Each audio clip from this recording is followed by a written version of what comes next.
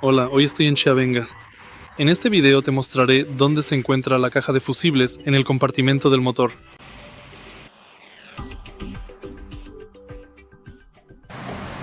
Para empezar, echemos un vistazo al lado derecho del compartimento del motor y la caja de fusibles está ubicada justo aquí.